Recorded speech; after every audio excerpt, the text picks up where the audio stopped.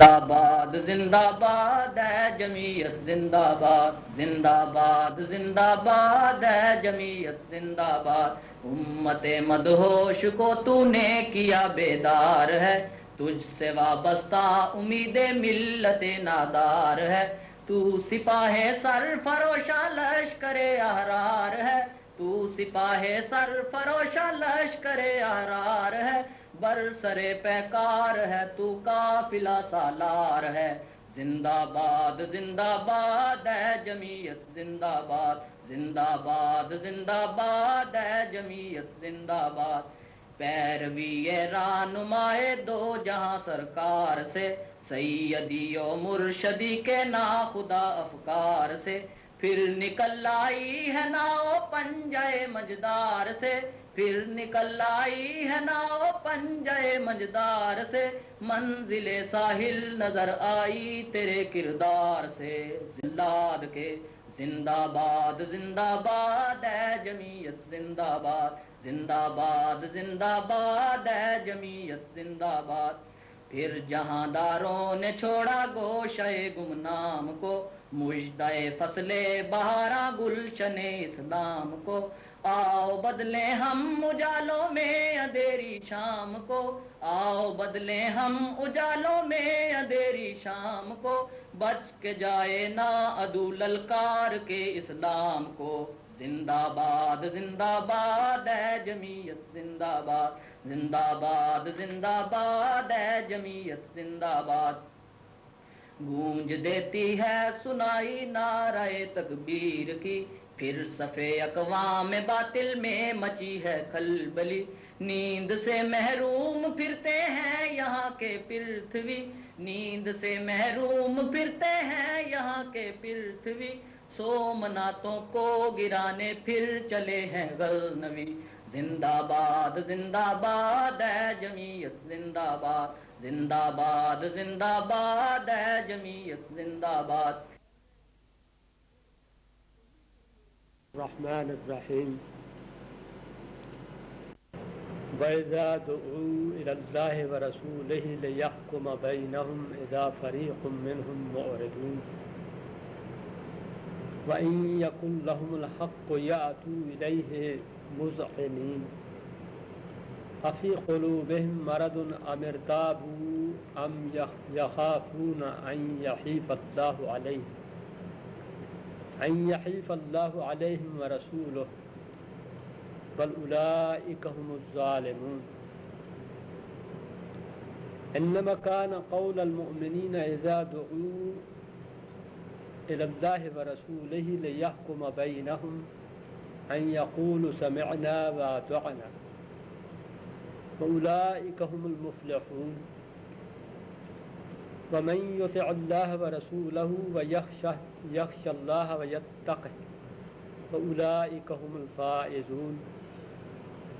وَأَقْسَمُوا بِاللَّهِ جَهْدَ أَيْمَانِهِمْ لَئِنْ أَمَرْتَهُمْ لَيَخْرُجُنَّ قُلْ لَا تُقْسِمُوا طَاعَةٌ مَّعْرُوفَةٌ إِنَّ اللَّهَ خَبِيرٌ بِمَا تَعْمَلُونَ قُلْ أَطِيعُوا اللَّهَ وَأَطِيعُوا الرَّسُولَ فَإِن تَوَلَّوْا فَإِنَّمَا عَلَيْهِ مَا حُمِّلَ وَعَلَيْكُم مَّا حُمِّلْتُمْ وَإِن تُطِيعُوهُ تَهْتَدُوا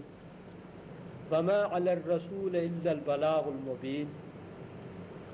وعد الله الذين آمنوا منكم وعملوا الصالحات ليستخلفنهم في الأرض كما استخلف الذين من قبلهم وليمكنن لهم دينهم الذي ارتضى لهم وليبدلنهم من بعد خوفهم أمنا يعبدونني لا يشركون بي شيئا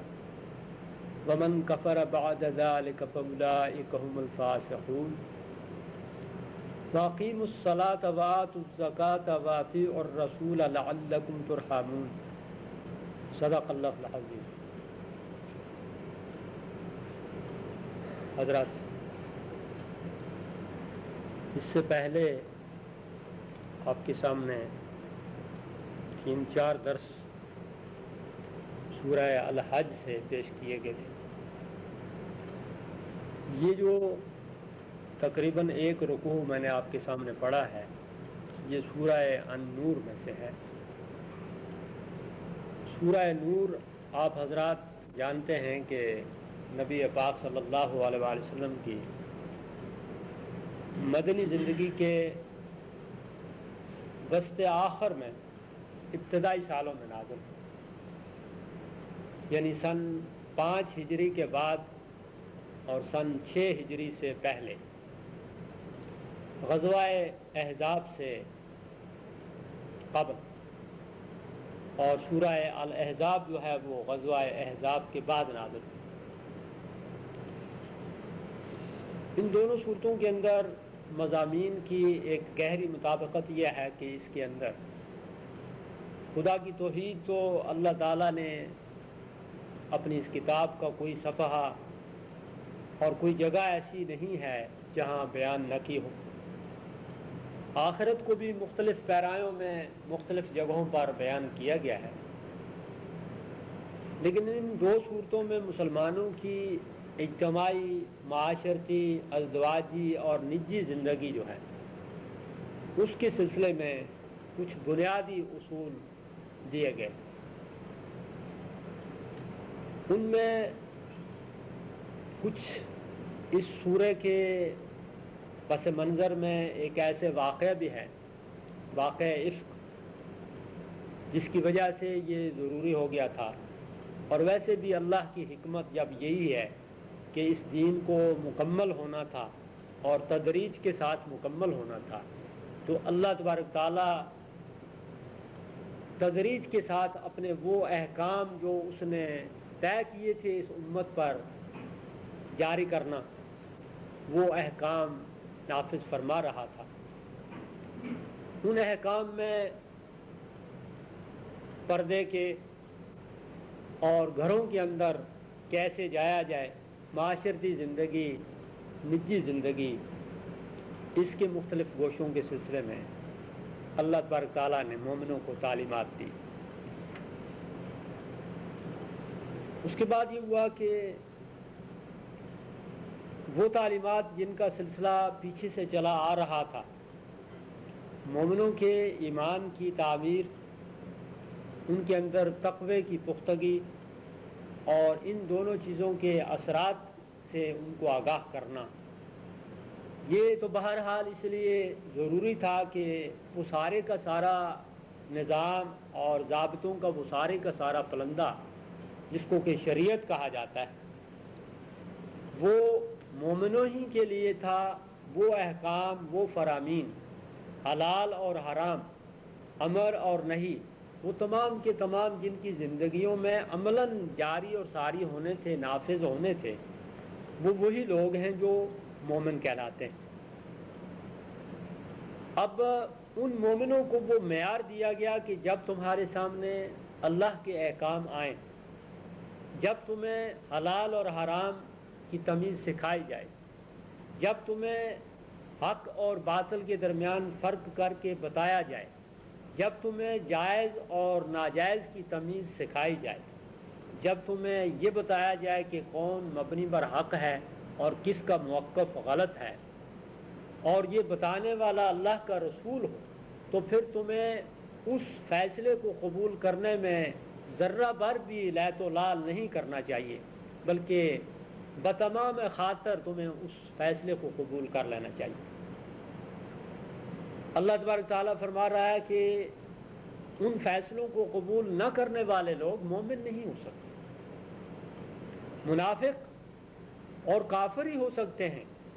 کہ منافقوں کو دلوں کے اندر ان احکام کو قبول کرتے ہوئے ایک تردد اور تشکک اور ارتیاب کی کیفیت پیدا ہوتی ہے، شک پیدا ہوتا ہے، وہ اس پر مضطرب ہوتے ہیں، ان کے مفادات پر زد پڑتی ہے۔ لیکن جو مومن ہوتے ہیں ان کا خاصہ یہ ہوتا ہے کہ ان کے مفادات اگر جا رہے ہوں، ان کے کاروبار اگر خراب ہو رہے ہوں اللہ کے حکم کے تابع ہو کر ظاہراً، تو وہ اس سلسلے میں کسی طرح کا دریغ اور گریز جو ہے وہ نہیں برتتے ہیں۔ مثلا یہی اسی سورہ کے اندر جب مومن عورتوں کے لیے یہ تعلیم آئی کہ وہ اپنے سروں کے اوپر اپنے چھاتیوں پر دوپٹے کر لیں،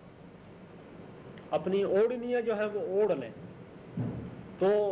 روایات میں آتا ہے کہ انصار میں سے کوئی عورت ایسی نہیں تھی کہ جس کے پاس اللہ کی یہ تعلیم اور اللہ کا یہ حکم پہنچا اور اس نے اسی لمحے کسی نہ کسی طریقے سے اپنے اس سطر کو، جس کو حالانکہ ان کی قمیضیں انہوں نے پہن رکھی تھی، لیکن اللہ کا مطالبہ ہے، قرآن کا یہ تقاضا ہے کہ وہ اب آئندہ سے یہ کریں کہ اپنے اوپر دوپٹے اوڑھنیاں اوڑھیں۔ اور پہلے ان کا یہ جو رواج تھا کہ دوپٹہ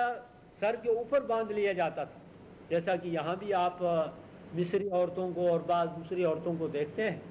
کہ انہوں نے سروں پر رومال سے صافے سے باندھے ہوتے ہیں،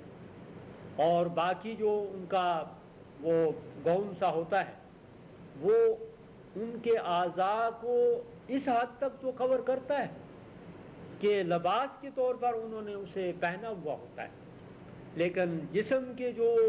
مختلف اوبار اور نشیب و فراز ہیں وہ ان کے تحت، ان کے اندر ڈھانپے نہیں جاتے۔ ان کے لیے اللہ نے یہ مطالبہ کیا ہے، یہ حکم دیا ہے کہ تم اپنے اوپر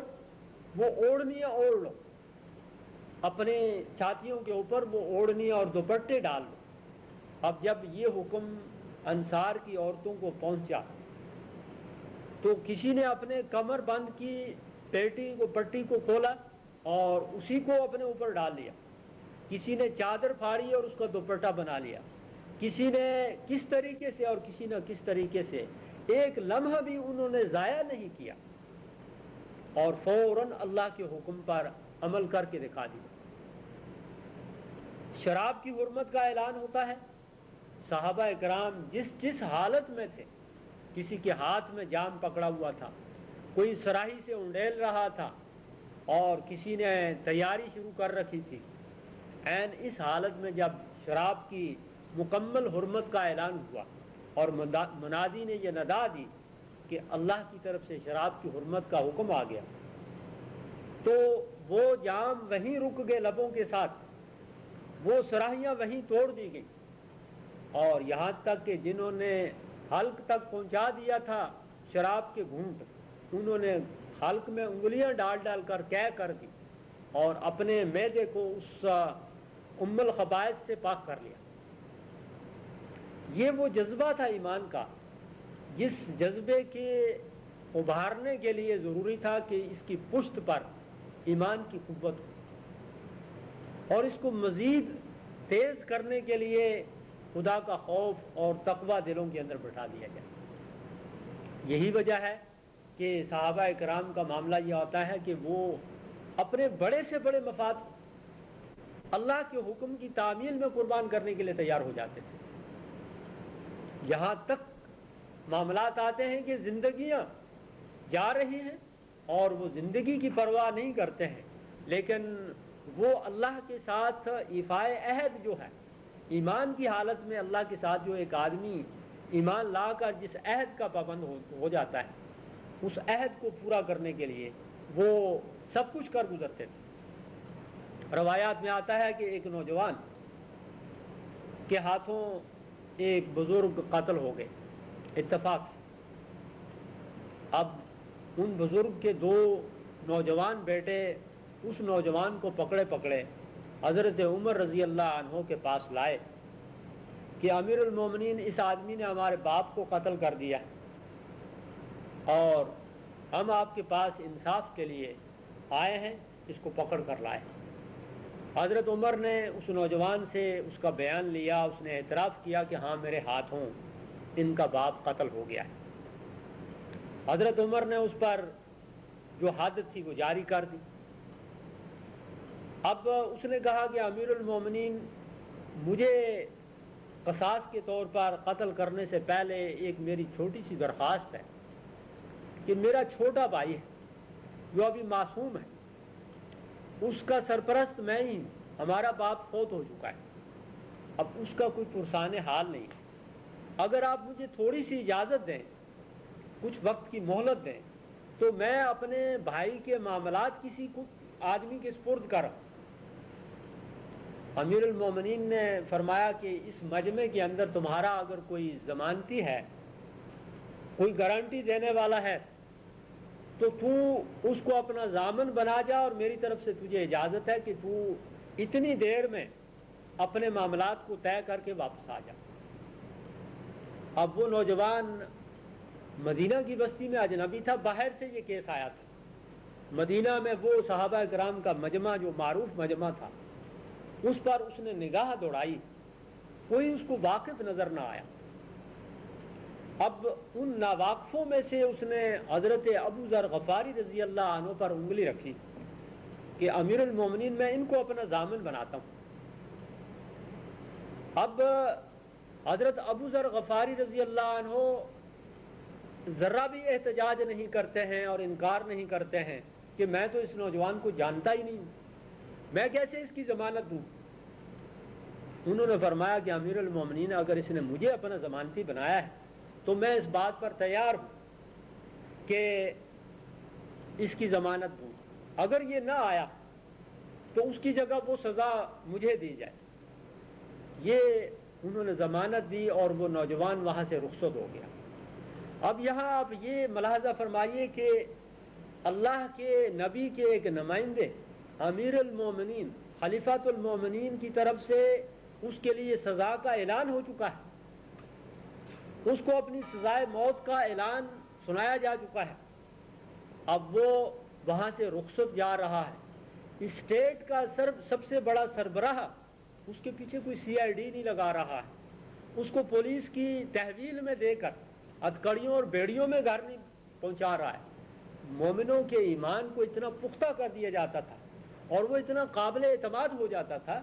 کہ اسٹیٹ کا سربراہ ان کے ایمان پر اور ان کے تقوی پر اعتماد کرنے کے قابل ہو جاتا تھا۔ انہوں نے کہا جاؤ تم اپنے معاملات کو ٹھیک کر کے آ جاؤ، اور کل یا کسی ٹائم جو بھی مقررہ وقت تھا اس ٹائم تم یہاں پہنچ جانا۔ اب اس کے جو واپسی کا وقت مقرر ہوا، کیونکہ اس کو سزا دی جانے والی تھی، بہت سے کبار صحابہ اور تماش بین حضرات جو تھے وہ بھی وہاں آ گئے۔ اب اس شخص کے واپس آنے کا ٹائم ہو گیا اور دنیا کی نگاہیں اٹھ رہی ہیں ان راہوں کی طرف جن راہوں سے اس نے آنا تھا، لیکن وقت گزرتا چلا جا رہا ہے، منٹ جو ہیں وہ سیکنڈوں میں بدلنا شروع ہو گئے اور نوجوان کا کوئی پتہ نہیں۔ اب مجمع کے اندر خسر شروع ہو گئی کہ نوجوان تو دھوکہ دے گیا اور ایک بڑے جلیل القدر صحابی رسول کی جان پر بن آئی ہے۔ حضرت ابو ذر غفاری نے عہد کیا ہوا تھا کہ اگر یہ نوجوان واپس نہ آیا تو قصاص کے لیے میں اپنے آپ کو پیش کروں گا۔ اب وہ عہد کے پابند بھی ہیں، اور ادھر یہ ہے کہ صحابہ کرام کے مجمع میں تشویش کی لہر دوڑ گئی۔ عین اسی دوران میں جبکہ مجمع کے اندر بڑی تشویش کی کیفیت پیدا ہوئی، دیکھا کہ وہ نوجوان ہانپتا کانپتا اور پسینے سے شرابور دوڑا چلا آ رہا ہے، اور وہاں پہنچ کر اس نے کہا امیر المومنین میں اپنے چھوٹے بھائی کو اپنے ماموں کی سپرد کر آیا ہوں اور اپنے عہد کے افاع کے لیے اور اس سزا کو بھگتنے کے لیے آپ کی عدالت میں حاضر ہو رہا ہوں، کچھ تاخیر ہو گئی ہے، میں اس کے لیے معذرت چاہتا ہوں۔ اب وہ جو دو نوجوان جو مدعی تھے ان کے دلوں پر، امیر المومنین کے دل پر، پورے مجمع کے دل پر اس کے صرف اس ایفائے عہد کا اتنا اثر ہوا کہ ان نوجوانوں نے کہا کہ امیر المومنین ہم اپنے باپ کا خون معاف کرتے ہیں۔ اس نوجوان نے جس عظیم کریکٹر کا مظاہرہ کیا ہے اس کریکٹر کا تقاضا یہ ہے کہ ہم اپنے باپ کا خون معاف کر دیں۔ امیر المومنین نے فرمایا کہ تم نے اس پر جو احسان کیا ہے بلا شبہ بہت بڑا احسان ہے، میں تم پر احسان کرنا چاہتا ہوں، بیت المال سے تمہارے باپ کا خون بہا اس کی طرف سے ادا کرنا چاہتا ہوں۔ انہوں نے کہا امیر المومنین ہم نے اس کی جان بخشی بھی کی ہے اور ہمیں اپنے باپ کے قتل کے بدلے میں کسی مال کی بھی ضرورت نہیں ہے، ہم مال بھی نہیں لینا چاہتے ہیں۔ اس نوجوان نے جس کریکٹر کا مظاہرہ کیا ہے وہ کریکٹر ایسا ہے کہ اس کو معاف کر دیا۔ اب اس کی معافی ہو گئی۔ حضرت ابو ذر غفاری رضی اللہ عنہ سے پوچھا گیا کہ آپ نے کیسے ضمانت دے دی تھی؟ اور جب وہ لمحات بالکل قریب آ گئے تھے کہ اس نوجوان کے پہنچنے کا وقت تھا اور یہ نہیں آیا جب، تو اس وقت آپ کیا محسوس کر رہے تھے؟ انہوں نے فرمایا کہ جب اس نوجوان نے پورے مجمع میں مجھ پر انگلی رکھی اور میں نے اس کی جگہ ضمانت دی تو اس وقت مجھے بھرپور اعتماد تھا کہ یہ نوجوان جھوٹ نہیں بولتا۔ اس ماحول اور معاشرے کے اندر تربیت اتنی زبردست کی جا چکی ہے کہ جھوٹے اتنی تعداد میں موجود نہیں ہیں کہ ہر کہیں سے جھوٹ ہمارے سامنے آ رہا ہو۔ مجھے بھرپور اعتماد تھا، اور باقی رہا ان لمحات کا کہ جب خود میری جان پر بن رہی تھی تو آخری لمحے تک مجھے یقین تھا کہ یہ نوجوان واپس آئے گا۔ یہ کیوں؟ عدالت سزا دے رہی ہے اور وہ نوجوان سزا بھگتنے کے لیے تیار ہے،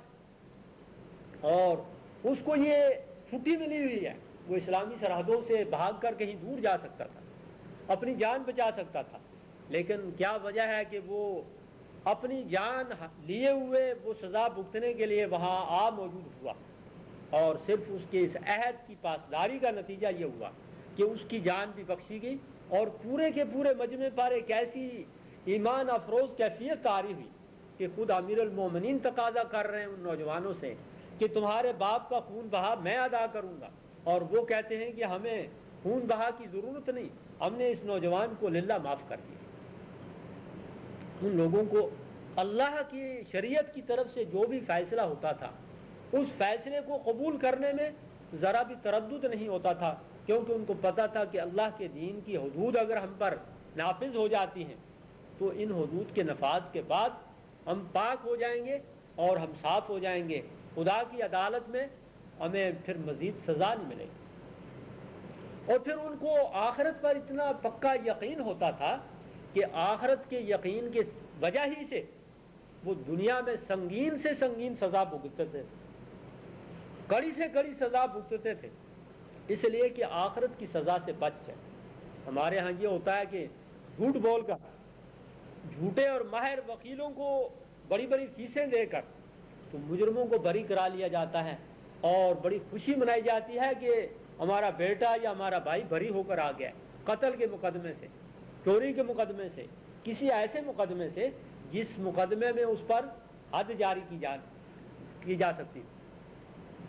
لیکن ان کو اس بات کا احساس نہیں ہوتا ہے کہ دنیا کی عدالت کو دھوکہ دیا جا سکتا ہے، یہاں جھوٹ کا چلن ہو سکتا ہے، یہاں ماہر وکیلوں کی کارستانی کام آ سکتی ہے، لیکن خداوند قدوس و کریم کی عدالت کے اندر جب پیش کیا جائے گا تو وہاں جو سزا ہوگی وہ اتنی سنگین سزا ہوگی کہ دنیا کی سزا کا اس کے مقابلے میں کوئی وقت ہی نہیں۔ یہی وجہ ہے کہ نبی پاک صلی اللہ علیہ وسلم کے دور مبارک کے اندر ایک صاحب سے زنا کا ارتکاب ہو جاتا ہے، ہاں حضور صلی اللہ علیہ وسلم کی عدالت میں حاضر ہو کر خود تقاضا کرتے ہیں کہ یا رسول اللہ مجھے پاک کیجیے، یا رسول اللہ مجھے پاک کیجیے، اور اللہ کے نبی نے جب اس پر حد جاری کی، اس کو سنسار کیا گیا، تو حضرت خالد ابن ولید رضی اللہ عنہ نے جب پتھر مارا اس کی پیشانی پر، خون کا فوارہ پھوٹا اور وہ ان کے کپڑوں پر آ گرا، تو ان کے منہ سے کچھ ایسے کلمات نکل گئے کہ جو اس نوجوان کے لیے ذرا غلط الفاظ تھے۔ ہاں حضور صلی اللہ علیہ وسلم نے سخت برا مانا، آپ نے فرمایا کہ اس نے تو ایسی توبہ کی کہ اس کی توبہ اگر مدینے کے گناہگاروں میں تقسیم کی جائے تو 70 گناہگاروں کو بخشوا سکتی ہے اس کی توبہ۔ یہ ہے وہ توبہ، اللہ کے فیصلے کو بصر و چشم اور بخوشی قبول کرنا، اس کی یہ مثال ہے۔ ایک عورت آتی ہے، یا رسول اللہ مجھ سے گناہ ہو گیا، مجھے پاک کیجیے، ہاں حضور صلی اللہ علیہ وسلم منہ پھیر لیتے ہیں۔ پھر آگے آتی ہے، یا رسول اللہ مجھے پاک کیجیے، آپ صلی اللہ علیہ وسلم پھر منہ پھیر لیتے ہیں، اور تیسری دفعہ حضور صلی اللہ علیہ وسلم صحابہ سے فرماتے ہیں کہ اس سے پوچھو، ممکن ہے اس نے عملاً گناہ نہ کیا ہو، ممکن ہے یہ صورت پیش آئی ہو، ممکن ہے یہ صورت پیش آئی ہو، ممکن ہے یہ صورت پیش آئی ہو، اور وہ ساری صورتیں اس سورہ نور کی جو تفسیر ہے اس میں مولانا مودودی مغفور نے بڑی تفصیل سے دی ہیں۔ تو اب وہ عورت کہتی ہے یا رسول اللہ میں نے عملاً زنا ہی کا ارتکاب مجھ سے ہوا ہے۔ آپ صلی اللہ علیہ وسلم کو پتہ چلا کہ حاملہ ہے۔ آپ نے فرمایا کہ جب بچے کی ولادت ہو جائے تو پھر آنا۔ اب آپ اندازہ کیجئے کہ 9 ماہ کی فرصت اس کو ملتی ہے، 9 مہینے میں وہ اسلامی سرحدوں سے نکل کر بھاگ کر تو کہیں سے کہیں پہنچ سکتی تھی اپنی جان بچانے کے لیے۔ اس پر کوئی CID متعین نہیں کی گئی، اس کو جیل میں نہیں رکھا گیا، اس پر کوئی پولیس نہیں لگائی گئی، کوئی پہرا نہیں بٹھایا گیا۔ ایک پہرا ہے ضمیر کا پہرا اور ایک پہرا ہے ایمان کا پہرا جو اس کے اندر ہے، اور وہ اس کو 9 مہینے مضطرب کیے ہوا ہے۔ اور 9 مہینے کے بعد جب بچے کی ولادت ہو گئی، بچے کو وہ ہاتھ میں لیے ہوئے، گود میں لیے ہوئے پھر حاضر ہوتی ہے، یا رسول اللہ مجھے پاک کیجیے۔ آپ نے فرمایا کہ بچے کو 2 سال دودھ پلاؤ، کیونکہ تیری وجہ سے اس معصوم جان کا حق نہ مارا جائے۔ تو بچے کا ماں پر یہ حق ہے کہ وہ اسے 2 سال دودھ پلائے۔ آج کل تو 2 سال کے 2 مہینے بھی پلانا مشکل ہو جاتا ہے، فیڈر کے حوالے کر دیتی ہیں مائیں، لیکن اللہ کی طرف سے یہ یعنی حق بچے کا مقرر کیا گیا۔ اب ماں پھر بچے کو لے جاتی ہے، بچہ جب روٹی کھانے کے قابل ہو گیا، ماں نے روٹی کا ٹکڑا بچے کے ہاتھ میں پکڑایا بطور ثبوت کہ یا رسول اللہ اب یہ روٹی کھانے کے قابل ہو گیا، اب یہ میرے دودھ کا محتاج نہیں رہا۔ مجھ پر حد جاری کی اور اس پر حد جاری کی۔ یہ وہ ضمیر کی وہ پختگی اور ایمان کی وہ محکمی ہے کہ جب کسی معاشرے کے اندر یہ پیدا ہوتی ہے تو اس معاشرے کے اندر جرائم خود بخود ختم ہو جاتے ہیں، کیونکہ ان لوگوں کو پتہ ہوتا ہے کہ ہم قانون کے پاسدار ہیں۔ اللہ کا قانون ایسا قانون ہے کہ اس پر ہم ایمان لائے ہوئے ہیں، محض اس قانون کے ماننے والے نہیں ہیں کہ پولیس کو دیکھا تو یا کوئی ڈر ہوا پکڑے جانے کا تو قانون کی پابندی کا مظاہرہ کر دیا، اور جب دیکھا کہ اس قانون سے بچنے کا کوئی بھی گوشہ موجود ہے تو اس سے جان چھڑا لی۔ ان لوگوں کے اندر یہ ایمان اور تقوی نے یہ کیفیت پیدا کر دی تھی کہ ان کے ضمیر کو اتنا اجال دیا تھا کہ وہ اجلا ضمیر ان کو پہلی تو بات ہے کہ جرائم کے قریب جانے ہی نہیں دیتا تھا، اور اگر وہ کبھی جرم کا ارتکاب کر بیٹھتے تھے نفس کے غلبے کے تحت تو پھر ان کا حال یہ ہوتا تھا کہ وہ اس پچھتاوے کے تحت وہ سنگین سے سنگین سزا بھگتنے کے لیے تیار ہو جاتے تھے۔ یہاں فرمایا کہ وَإِذَا دُعُوا إِلَى اللَّهِ وَرَسُولِهِ لِيَحْكُمَ بَيْنَهُمْ إِذَا فَرِيقٌ مِّنْهُمْ مُعْرِضُونَ، جب پکارا جاتا ہے اللہ اور اللہ کے رسول کی طرف سے، دعوت دی جاتی ہے کہ تمہارے درمیان فیصلہ کیا جائے گا اس قانون کے مطابق جو قانون اللہ کی طرف سے نافذ ہوا، نازل ہوا، تو ایک فریق ایسا ہے جو پیٹھ پھیر لیتا ہے، روگردانی کرتا ہے، یعنی منافق۔ انہیں اللہ کا قانون پسند نہیں ہے، وہ اللہ کے قانون سے بچنے کی کوشش کرتے ہیں۔ ان کی صورت یہ ہے کہ وہ خدا کے قانون سے گریزاں ہیں۔ ایسے منافقین مدینہ کے اندر موجود رہے کہ جو اپنے معاملات کا فیصلہ اسلام کی روشنی میں کرانے سے گریز کیا کرتے تھے۔ ایک مشہور واقعہ ہے، آپ حضرات نے کئی بار پڑھا اور سنا ہوگا، کہ ایک منافق اور ایک یہودی کا جھگڑا۔ اب منافق کہتا ہے کہ یہ مقدمہ کعب بن اشرف جو یہودیوں کا سردار ہے اس کے پاس لے جایا جائے، اور یہودی کہتا ہے کہ یہ مقدمہ محمد مصطفیٰ صلی اللہ علیہ وسلم کی عدالت میں لے جایا جائے، کیونکہ یہودی کو اپنے لیڈر کا پتہ تھا کہ وہ پیسے لے کر رشوت کھا کر تو وہ غلط فیصلہ کر سکتا ہے، لیکن اس کو یہ یقین تھا کہ محمد مصطفیٰ صلی اللہ علیہ وسلم کی عدالت میں غلط فیصلہ نہیں ہوتا۔ اور منافق بھی رسول اللہ صلی اللہ علیہ وسلم کی عدالت سے اس لیے گریز نہیں کر رہا تھا کہ وہاں غلط فیصلہ نہیں ہوتا، بلکہ اسے ڈر یہ تھا کہ وہاں صحیح فیصلہ ہوتا ہے، اور چونکہ اس کا موقف مبنی پر حق نہیں تھا، اسے پتہ تھا کہ اس مقدمے کا فیصلہ کعب بن اشرف سے تو میں کرا سکتا ہوں اپنے حق میں، لیکن محمد صلی اللہ علیہ وسلم سے اپنے حق میں نہیں کرا سکتا۔ چنانچہ وہ اپنا مقدمہ وہاں لے جانا چاہتا ہے. آخر یہودی کا اصرار غالب آیا اور حضور صلی اللہ علیہ وسلم کے پاس وہ مقدمہ آیا. آپ نے یہودی کے حق میں فیصلہ کر دیا. اب جب آپ یہودی کے حق میں آپ نے فیصلہ کر دیا تو اس کا اثر اس یہودی پر یہ ہوا کہ اس نے اعتراف کر لیا کہ اس سے سچا دین کوئی نہیں ہو سکتا کہ جو اپنے اور بیگانے کی کوئی تمیز نہ کرتے ہوں اور جو حق ہے اسے حق کے طور پر پیش کر دیتے ہوں. اسی شخص کو حضرت عمر نے اس کی گردن مار دی تھی جب اس کو اللہ کے نبی کا فیصلہ منظور نہیں تھا. وہ کبھی حضرت ابو بکر کے پاس جاتا تھا اور کبھی حضرت عمر کے پاس جاتا تھا کہ حضور نے میرے خلاف فیصلہ کر دیا. حضرت عمر نے فرمایا کہ اگر تجھے اللہ کے نبی کا فیصلہ منظور نہیں ہے تو پھر ایسے شخص کے لیے عمر کا یہ فیصلہ ہے. اب اللہ تبارک تعالیٰ فرما رہا ہے کہ ان میں سے ایک گروہ ایسا ہے کہ جس گروہ کی خصوصیت یہ کہ یہ گروہ اللہ تبارک تعالیٰ کے دیے ہوئے اس فیصلے اور کیے ہوئے اس فیصلے کو سے روگردانی کرتا ہے. اس کے مقابلے میں اللہ تبارک تعالیٰ فرما رہا ہے کہ مومنوں کی خصوصیت کیا ہے؟ انما کان قول المؤمنین اذا دعوا الی اللہ ورسولہ لیحکم بینہم ان یقولوا سمعنا واطعنا. مومنوں کی یہ خصوصیت ہے کہ جب ان کا کوئی معاملہ آ پڑے، ان کا کوئی تنازع ہو اور اس کے فیصلے کے لیے انہیں کہا جائے کہ آؤ اللہ اور اللہ کے رسول سے اپنا فیصلہ کراؤ، تو وہ کہتے ہیں کہ ہم نے یہ پکار سنی اور ہم نے اطاعت کی، ہمارے لیے یہی فیصلہ قابل قبول ہے اور اسی عدالت کے اندر ہم اپنے مقدمات اور اپنے تنازعات لے کر جائیں گے، خواہ ہمارا نقصان ہو یا نفع ہو. یہ کریکٹر جو ہیں یہ تاریخ اسلام کے اندر اتنی کثرت سے ہمیں ملتے ہیں حضور صلی اللہ علیہ وسلم کے دور کے بعد بھی کہ انہی کریکٹرز نے اسلام کے جو نقوش ہیں یہ جریدہ عالم پر ثبت کیے اور دنیا کو آج دن تک اسلام کی حقانیت جو ہے ان کرداروں سے پتہ چلتی ہے کہ کچھ بھی ہو جائے،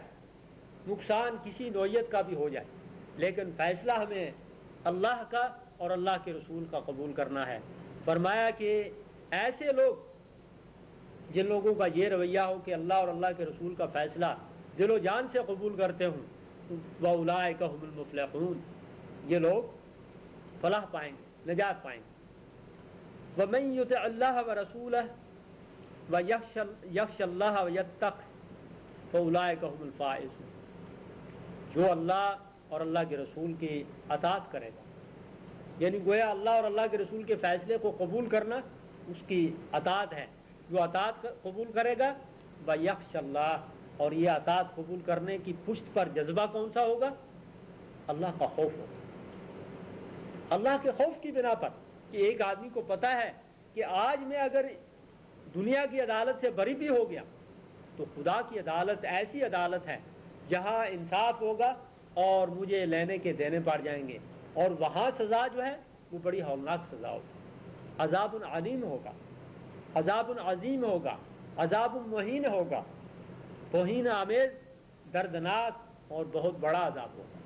اس عذاب سے بچنے کا طریقہ یہ ہے کہ دنیا میں چھوٹا عذاب گوارا کر لوں. اس لیے وہ اللہ کا خوف ان کے دلوں کے اندر ہوتا تھا. وَيَتَّقِ، اور ان کا حال یہ تھا کہ ان کے دلوں کے اندر تقوی کار فرما تھا. اور ایسے لوگ فَأُولَٰئِكَ هُمُ الْفَائِزُونَ، ایسے لوگ ناکام نہیں رہتے. کامیابی انہی کے قدم چومتی ہے دنیا میں بھی اور آخرت میں. اور ادھر منافقین وہ لوگ جو کہ جن کو اللہ کا اور اللہ کے رسول کا فیصلہ قبول نہیں ہے، ان کا حال یہ ہے کہ وہ اپنے ایمان اور اپنے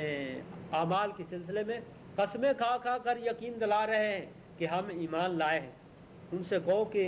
قسمیں کھانے کی ضرورت نہیں ہے. طاعت معروفہ،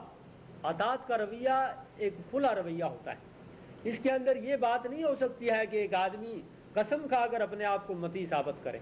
بلکہ معاملات خود ثابت کر دیتے ہیں، رویے اور اعمال خود ثابت کر دیتے ہیں کہ یہ آدمی اطاعت گزار ہے یا نافرمان.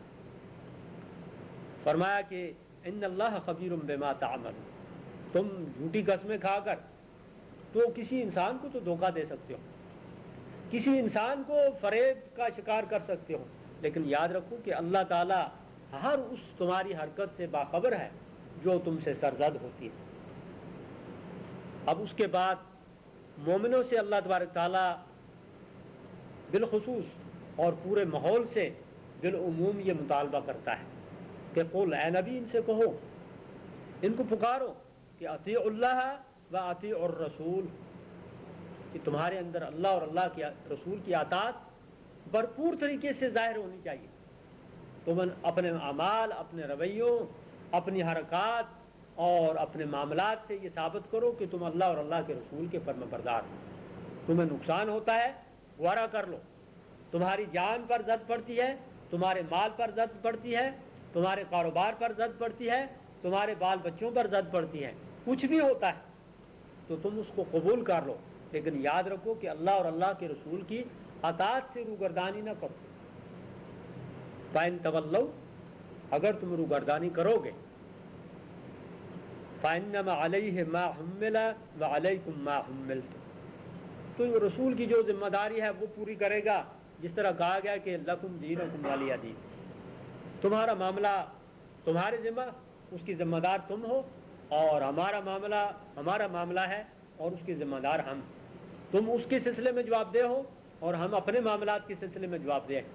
تم اس کی سزا یا جزا بھگتو گے اور ہم اپنے معاملات کی سزا یا جزا بھگتیں گے۔ تم اگر وبال کا شکار ہوگے تو اپنے اعمال کی وجہ سے، اور ہم اگر انعام کے مستحق ہوں گے تو اپنے اعمال کی وجہ سے۔ وَإِن تُطِيعُوا، ہاں معاملہ جہاں تک اطاعت کا ہے، وَإِن تُطِيعُوهُ، اگر تم اللہ کے رسول کی اطاعت کرو، تَهْتَدُوا، تو یاد رکھو کہ اللہ کے رسول کی اطاعت ہدایت میں اضافہ کرتی ہے۔ یوں جو تم اطاعت رسول، اب یہاں ہدایت تو بظاہر یہ چیز ہے نا کہ ایک آدمی اطاعت کرتا ہی تب ہے جب اس کو ہدایت مل جاتی ہے، لیکن یہ ایمان اور ہدایت ایک ایسا معاملہ ہے کہ جو کسی ایک اسٹیج پر آ کر رک نہیں جاتا کہ ایک آدمی اعلان کرتے کہ بس اب مجھے ہدایت حاصل ہوگی۔ اگر یہ بات ہوتی تو ہم ہر روز 5 نمازوں میں 30-35 مرتبہ اہدنا الصراط المستقیم، اہدنا الصراط المستقیم کیوں پکارتے؟ ایمان ہم لائے پیدائشی مسلمان ہیں، جب سے شعور کی آنکھیں کھولیں ماں باپ نے ہمیں یہی بتایا کہ مسلمان ہو تم، اور اس مسلمانی کی حیثیت میں تو بظاہر ہمیں ہدایت ملی ہوئی ہے، یعنی اللہ کے دین کا شعور ہے ہمیں، لیکن جہاں تک تعلق ہے اس پکار کا تو یہ ہماری مرنے کے وقت تک، یہاں تک کہ نزا کے وقت بھی اگر ایک آدمی کو ہوش و حواس برقرار ہے اور وہ نماز پڑھنے کا پابند ہے تو وہ نماز پڑھے گا، خواہ وہ اشاروں ہی سے پڑھے، تو وہ یہ کہے گا کہ اہدنا الصراط المستقیم، اہدنا الصراط المستقیم، اس لیے کہ یہ بدبختی عین آخری سانس پر بھی مسلط ہو سکتی ہے کہ ایک آدمی ساری زندگی ہدایت پر گزارے اور عین آخری لمحے وہ ہدایت سے عاری ہو جائے، اس کا سینہ محروم ہو جائے اس ہدایت سے، اور ایک آدمی ساری زندگی وہ گمراہی پر گزارے اور آخری لمحے اللہ تعالیٰ اس کو ہدایت عطا کر دے۔ اس لیے فرمایا کہ رسول کی اطاعت کے نتیجے میں تمہاری ہدایت میں اضافہ ہوگا، تم ہدایت پاؤ گے۔ وما علی الرسول الا البلاغ المبین، جہاں تک رسول کا تعلق ہے تو رسول کوئی اس بات کا ٹھیکیدار بن کر نہیں آیا ہے کہ تمہیں لازماً وہ ایمان قبول کرا ہی کر چھوڑے گا، اطاعت گزار بنا ہی کر چھوڑے گا، نہیں، رسول کو پہلے ہی روز سے کہہ دیا گیا کہ وما علیک الا البلاغ، تیرے ذمہ یہ پیغام پہنچا دینا ہے۔ ہاں، پیغام پہنچانے میں اگر تو نے کوتاہی کی تو اس کا مطلب ہے کہ حق رسالت تو نے ادا نہیں کیا۔ اگر تو اللہ کا پیغام پہنچانے میں کوئی کوتاہی کرے گا تو پھر تو نے رسالت کا حق ادا نہیں کیا، لیکن پیغام پہنچانے کے بعد معاملہ ہدایت کا اللہ اور بندے کے درمیان ہو جاتا ہے۔ اس لیے نبی پاک صلی اللہ علیہ وسلم نے اپنے آخری خطبہ حج میں لوگوں سے یہ نہیں پوچھا کہ میں نے تمہیں ہدایت دے دی یا نہیں دے دی، یہ پوچھا کہ میں نے دعوت دے دی یا نہیں دی، جو کچھ مجھ تک پہنچا تھا وہ میں نے تم تک پہنچا دیا یا نہیں پہنچا دیا، باقی رہا ہدایت کا معاملہ تو وہ کم یا بیش تھوڑا یا زیادہ، یہ اللہ تبارک تعالیٰ کا معاملہ ہے کہ جس کے دل کے اندر وہ جتنی صلاحیت پاتا ہے اس کو اتنی ہدایت عطا کر دیتا ہے، کیونکہ یہ ہدی للمتقین ہے۔ اور جس کے سینے کے اندر تقوی جتنا ہوگا، آپ دیکھتے ہیں کہ جس کھیتی کے اندر زرخیزی جتنی ہوتی ہے اس کا پھل اور اناج اس میں سے اتنا ہی زیادہ اگتا ہے۔ ایک ہی علاقے کی زمین ہے، اس ایک کھیت میں سے فصل زیادہ آتی ہے، دوسرے میں سے کم آتی ہے، کیونکہ ایک میں محنت کم ہوئی، دوسرے میں محنت زیادہ ہوئی، ایک میں کھاد زیادہ ڈالی گئی، دوسرے میں کھاد کم ڈالی گئی، ایک میں فصل کی نگہبانی اور دیکھ بھال خوب ہوئی، دوسری میں دیکھ بھال نہیں ہوئی، ایک میں وقت پر پانی دیا جاتا رہا، دوسری میں وقت پر پانی نہیں دیا گیا، اور ایک میں ایسا بھی ہوا کہ فصل تیار بھی ہو گئی اور اس کو وقت پر کاٹا نہیں گیا۔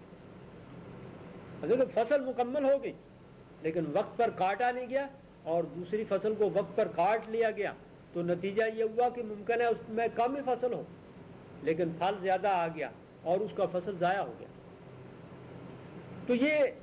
ہدایت جو ہے اس پر منحصر ہے کہ ایک بندہ اللہ تبارک تعالیٰ کی ہدایت کا کس حد تک مستحق ہوتا ہے، تو اس پر منحصر نہیں ہے کہ رسول اس کو دعوت زیادہ دیتا ہے یا کم دیتا ہے۔ رسول کی دعوت تو عام تھی، لیکن یہاں فرمایا کہ جہاں تک اس بات کا تعلق ہے کہ رسول کی اطاعت جوں جوں زیادہ کرتے چلے جاؤ گے تو ہدایت میں اضافہ ہوتا چلا جائے گا۔ گویا ہم جتنے فرما بردار بنیں گے، جتنے پرہیزگار بنیں گے، تو ہمارے اندر ہدایت اللہ تبارک تعالیٰ کی طرف سے زیادہ پیدا ہوتی چلی جائے گی، اور جب ہدایت زیادہ پیدا ہوتی چلی جائے گی ہماری زندگی فسق و فجور اور گمراہیوں اور بدراہیوں اور ضلالت اور خباثت سے اتنی ہی پاک ہوتی چلی جائے گی۔ اس لیے کہ اللہ نے جو دعا سکھائی ہمیں اس میں یہی بتایا کہ پہلے کہو اہدنا الصراط المستقیم، پھر ان مثالوں کو سامنے رکھو کہ جنہیں اللہ تبارک تعالیٰ نے وہ صراط مستقیم کا رستہ دکھا دیا، اور پھر یہ پناہ مانگو کہ خدایا ہمیں یہ جو مغلوب اور ضالین ہیں ان کا رستہ نہ دکھا، کیونکہ ہدایت حاصل کرنے کے بعد ممکن ہے آدمی پھر پھسل جائے اور ان ضالین اور مغلوبوں کا رستہ اختیار کر۔ وعد اللہ الذین آمنوا منکم وعملوا الصالحات لَيَسْتَخْلِفَنَّهُمْ فِي الْأَرْضِ۔ اب مومنوں سے کہا جا رہا ہے کہ تمہاری یہ روش اطاعت اور تمہارا یہ ایمان اور تقوی میں تمہاری یہ ترقی کوئی ایسی چیز نہیں ہے کہ جس چیز کو تم ایک ایسا عمل تصور کرو جس کا کوئی نتیجہ نہیں، اس کے نتائج اللہ تبارک تعالیٰ کی طرف سے تمہیں آخرت میں تو یقیناً ملیں گے، لیکن اللہ تبارک تعالیٰ اس دنیا کے اندر بھی ایمان کے نتائج دنیا پر مرتب کرتا ہے، اور کئی آیتیں ہیں اس سلسلے میں جو اس حقیقت کے عکاس ہیں۔ مثلا جب اللہ یہ فرماتا ہے کہ وَأَنْتُمْ عَالَوْنَ إِن كُنْتُمْ مُؤْمِنِينَ، اگر تم ایمان والے بنو گے تو تمہارا غلبہ اور تسلط ہوگا خدا کی زمین پر۔ کہیں اللہ فرماتا ہے کہ عزت اللہ کے لیے ہے، عزت رسول کے لیے ہے، وَلِلْمُؤْمِنِينَ، اور مومنوں کے لیے ہے۔ عزت اور وقار، اس دنیا کے اندر باوقار زندگی گزارنے کا حق یہ مومنوں کا ہے، بشرطے کہ وہ مومن ہوں۔ وہ مومن جنہوں نے ایمان کا ثبوت فراہم کر دیا، ان کا حال یہ تھا کہ ان میں سے وہ اصحاب صفہ کہ جن کو پیٹ بھر کر کھانا نہیں ملتا تھا، ان کا حال یہ تھا کہ تمام کے تمام کسی صوبے کا عامل اور گورنر بنے۔ دنیا ان کی طرف اس طرح ٹوٹ پڑی کہ وہ خود تشویش کا شکار ہو گئے اور اللہ کی پناہ مانگنے لگ گئے، اور اس حد تک اللہ کی پناہ مانگنے لگ گئے کہ غالباً سعید بن جبیر رضی اللہ عنہ یا کون سے بزرگ ہیں، ان کا حال یہ ہے کہ وہ ایک دفعہ امیر المومنین نے ان کے لیے کچھ اشرفیوں کی تھیلی بھیجی بیت المال سے۔ اب جب ان کے پاس وہ مال پہنچا تو ان کی زبان سے بے اختیار نکلا انا للہ و انا الیہ راجعون، اور ایک ٹھنڈی آہ بھری انہوں نے۔ بیوی کے کانوں میں آواز آئی کہ شوہر سے پوچھنے لگی کہ کیا ہو گیا ہے؟ انہوں نے کہا کہ بہت بڑا حادثہ ہو گیا، کہ کیا حادثہ ہو گیا، کہ بہت بڑا حادثہ ہو گیا. بیوی نے پوچھا کہ مسلمان فوجوں کو شکست تو نہیں ہوگی؟ کہنے لگے اس سے بھی بڑا حادثہ ہو گیا کہ کہیں امیر المومنین کی وفات تو نہیں ہو گئی. کہنے لگے اس سے بھی بڑا حادثہ ہو گیا. وہ بیچاری بڑی پریشان ہوئی، کہنے لگی کہ اس سے بڑا حادثہ کیا ہو سکتا ہے؟ فرمایا کہ دنیا چل کر میرے دروازے پر آ گئی ہے. آپ اندازہ کیجئے، ہم تو دنیا کے طلبگار ہیں، ہم تو دنیا کے دروازے پر چل کر خود سر کے بل جانے کے لیے تیار ہی نہیں ہوتے، بلکہ دن میں کتنی مرتبہ جاتے ہیں. اور ان کا حال یہ ہے کہ دنیا ان کے دروازے پر آئی اور وہ بیچارے کانپ رہے ہیں اور بیوی سے کہتے ہیں کہ بہت بڑا حادثہ ہو گیا. اتنا بڑا حادثہ کہ امیر المومنین اگر مر جائیں تو ان کا مرنا اتنا بڑا حادثہ فاجعہ نہیں ہے جتنا بڑا حادثہ یہ ہے کہ میرے دروازے پر یہ دولت چل کر آ گئی. یہ وہ نتیجہ تھا کہ دنیا ان کے ایمان کے نتیجے میں ان کی طرف لپکی چلی آ رہی ہے اور وہ اپنے ایمان ہی کی وجہ سے دنیا سے گریزاں ہیں، دنیا سے بھاگ رہے ہیں. حضرت علی امیر المومنین بن کے اور دنیا کو پکار کر کہتے ہیں کہ اے دنیا، تو مجھے رجا رہی ہے، تو مجھے پرچا رہی ہے، تو مجھے راغب کر رہی ہے، جا میں نے تجھے 3 طلاقیں دی. جب یہ پلٹنے والی رجی طلاق نہیں ہے بلکہ میں نے تجھے مستقل طلاق دے دی. دنیا سے بے نیازی کا یہ حال تھا اور ادھر ایمان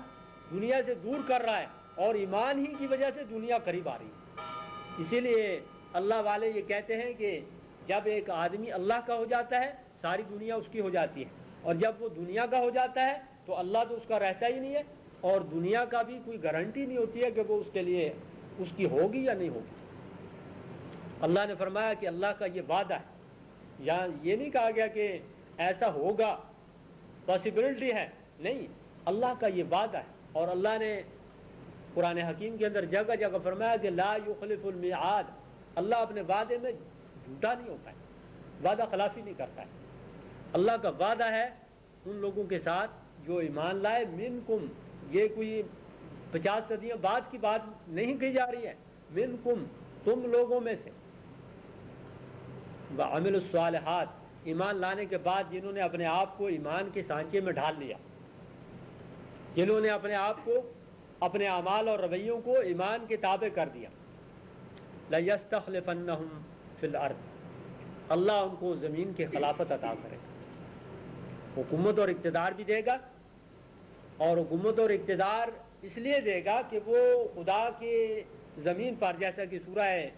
الحج کی ان آیات کا درس گزر چکا ہے یہاں، کہ جب اللہ ان کو تمکن زمین پر دیتا ہے تو وہ امر بالمعروف اور نہی عن المنکر کرتے ہیں اور نماز اور زکوٰۃ کا نظام قائم کرتے ہیں.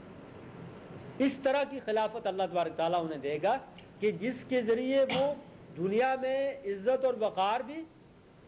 حاصل کریں اور ساتھ یہ کہ اللہ کے دین کی قدروں اور تعلیمات کو غالب کریں، شریعت کو نافذ کریں. کما استخلف الذین من قبلہ، ایسے جیسے اس سے پہلے بھی جو مومن گزرے ہیں انہوں نے بھی جب ثبوت ایمان فراہم کیا، اللہ تبارک تعالیٰ نے انہیں بھی دنیا کے اندر امامت اور قیادت عطا کی. وَلَا يُمَكِّنَنَّ لَهُمْ دِينَهُمُ الَّذِي ارْتَضَىٰ لَهُمْ وَلَيُبَدِّلَنَّهُم مِّن بَعْدِ خَوْفِهِمْ أَمْنًا. اور پھر بات اتنی ہی نہیں ہے بلکہ دنیا کے اندر ان کے لیے سکون اور امن کی ایک ایسی فضا قائم کر دی جائے گی کہ ان کے لیے جب ان کے پاس تمکن اور اقتدار ہوگا تو ان کا تمکن اور اقتدار ان کے لیے بھی اور خدا کے بندوں کے لیے بھی خدا کی رحمت بن کر آئے گا. آپ دیکھیے کہ ہماری حکومتیں، ہر شہری ڈر رہا ہوتا ہے، یہاں سے آپ بمبے جائیں اور میں کراچی یا راولپنڈی جاؤں تو یہی خوف کھا رہا ہوتا ہے کہ نہ معلوم کسٹم والوں کے ہاتھوں کیا بیتے گی، کیا گزرے گی. اپنے ہی ملک میں جاتے ہوئے خوف کھا رہے ہوتے ہیں، نہ معلوم کس جرم میں پکڑ لیے جائیں، کیا غلطی. ہمارے ایک دوست ابھی چھٹیوں میں ہمارے ساتھ گئے تو ان کے پرانے پاسپورٹ کے ساتھ نیا پاسپورٹ چسپاں جو ہوتا ہے 10 سال بعد، وہ لگا ہوا تھا، اس پر ایک مور تھی، کوئی اپنے پاسپورٹ والوں کی مور قونصلیٹ والوں نے لگائی ہوئی تھی. اب انہوں نے امیگریشن والوں نے جلدی جلدی جب وہ ٹھپا لگایا تو اس مور کے اوپر انہوں نے وہ انٹری جو کرتے ہیں دخول کی اس مور کے اوپر لگا دی. اب جب وہ حضرت واپس آنے لگے تو امیگریشن آفیسر جو ہے وہ دیکھ رہا ہے کہ یہ آدمی داخل کب ہوا تھا اس ملک کے اندر, پاکستان کے اندر. اب اس نے سارے ورقے الٹے, وہ مور نظر نہیں آ رہی ہے جس کے اندر اس کا پاکستان کے اندر دخول ثابت ہو. اب اس بیچارے کو وہاں حراست میں لے لیا کہ صاحب آپ ذرا یہ تو ثابت کیجئے کہ آپ پاکستان میں داخل کیسے ہوئے, آپ کے پاسپورٹ پر کوئی مور نہیں لگی ہوئی. اب وہ چیخ رہا ہے کہ بھائی دبئی سے میں چلا, دبئی سے خروج کی مور لگی ہوئی ہے, جہاز میں اترا, اس ایئرپورٹ سے میں باہر نکلا, میں اور رستہ میرے پاس نہیں ہے جہاں سے میں جاتا, مور نہیں لگی ہوئی. اب آپ کا قصور ہے, میرا اس میں کیا قصور ہے؟ انہوں نے ان کو ساتھ بٹھا دیا کہ آپ کا معاملہ پھر ہم طے کرتے ہیں. اب آپ ذرا دیکھیے کہ اتنی دیر میں پاکستان یا انڈیا جیسی جگہ ہو تو ایک بیچارے شریف شہری پر کیا بیت جاتی ہے قیامت. سوچتا ہے نہ معلوم اب مجھے جیل کی ہوا کھانی پڑے گی, میری پیچھے نوکری ختم ہو جائے گی یا کیا ہو جائے گی. اب وہ باقی دوست وہاں پہنچے تو انہوں نے کہا کہ یہاں کیوں بیٹھے ہوئے ہیں؟ انہوں نے کہا یہ مسئلہ ہے. اب انہوں نے سب نے وہ ٹٹولنا شروع کیا تو دیکھا کہ وہ مور جو قونصلیٹ والی اس کے اوپر مور وہ لگی ہوئی ہے. اب وہ بہت مشکل سے نظر آتی ہے. ان کو بتایا گیا کہ حضرات یہ آپ کا قصور ہے جس کی وجہ سے یہ سب پریشان ہوئے. تو تب انہوں نے ان کی جان چھوڑی. اپنے ملک کے اندر, اپنی بستی کے اندر جاتے ہوئے انسان گھبراتا ہے, لیکن ان کا معاملہ یہ تھا کہ ایمان والوں کو جب تمکن اور خلافت عطا کی گئی تو ان کا تمکن اور خلافت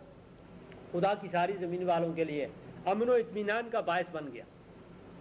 اور یہ ان کے تمکن کی اور یہ ان کی خلافت کی برکت تھی کہ خدا کی زمین امن کا, سکون کا, خدا پرستی کا گہوارہ بن گئی. تو اللہ تبارک تعالیٰ کا یہ تقاضا ہے کہ اللہ کی اطاعت کرو, اللہ کے رسول کی اطاعت کرو اور